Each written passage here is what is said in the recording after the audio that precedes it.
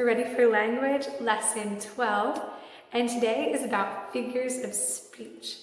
So go to page number 43, to the top orange box, and we'll go over it together. So get there and get ready and let's go. All right, so many poems use adjectives and figures of speech to describe things. When words are used in a way that means something different from what is actually said, we call them a figure of speech. So when words are used in a way that means something different than what's actually said, we call them a figure of speech. So in the poem stanza, it says, "The sunshine flickers through the lace of leaves above my head and kisses me about the face like mother before bed," by Abby Farewell Brown.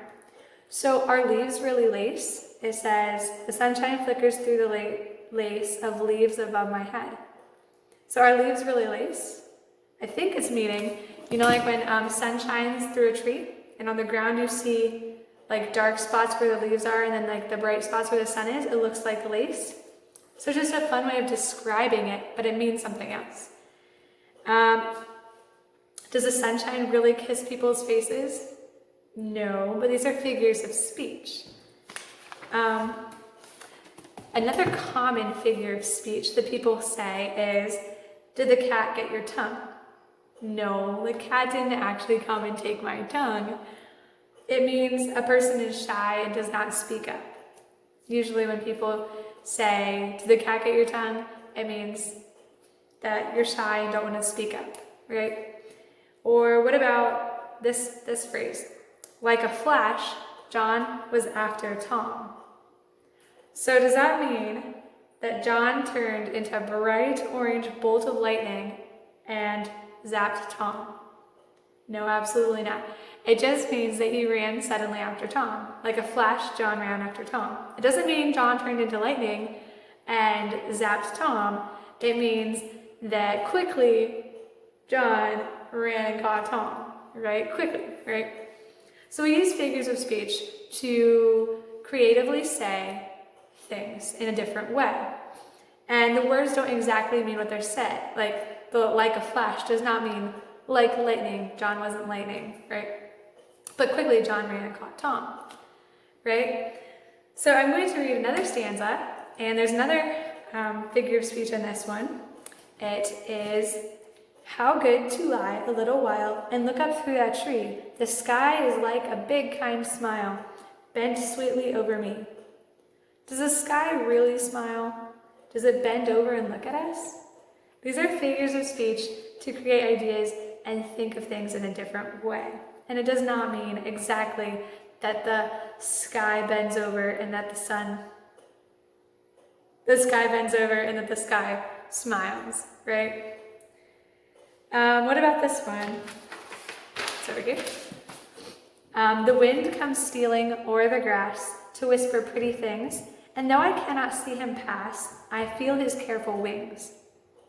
So does the wind really creep stealthily through the grass and whisper? No. Does the wind have wings like birds? Not really, but these are fun ways to describe what wind is like. Wind comes stealing over the grass. It's usually wind is kind of like soft and gentle. Sometimes it's a little bit harsh. And though we can't see it, we can feel its careful wings. So we can't see wind, but we can feel it. And that's a way to describe it. It doesn't mean that wind has wings, because that's ridiculous. But it just means there's a way to describe it. It's a figure of speech, right?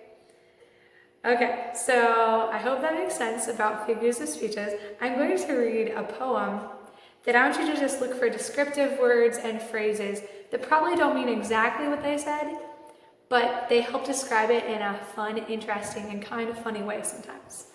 So this is called "Feather, Fur, and Finny Folk."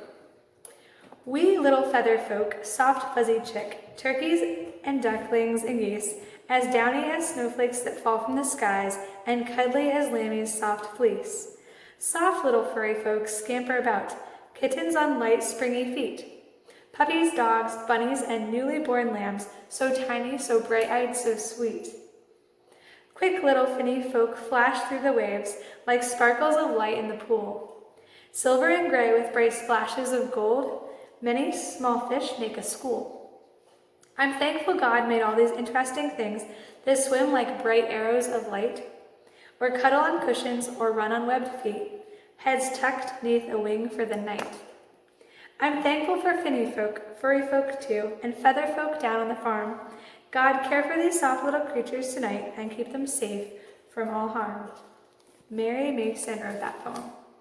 So that's a fun poem with lots of descriptive things about animals and what they're like, and but the words don't exactly mean what they say, but they help describe it in a way that we can understand it in an interesting way.